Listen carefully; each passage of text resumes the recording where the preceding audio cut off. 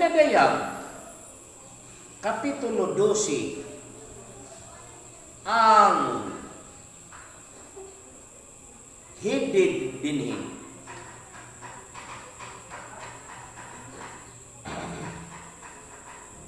ang babay ug ang dragon.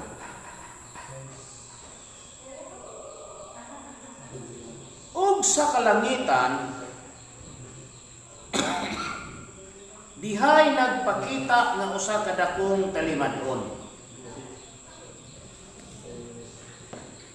Usa ka babay nga nagbistig adlaw. Ang bulan diha ubos sa iyang mga tiil.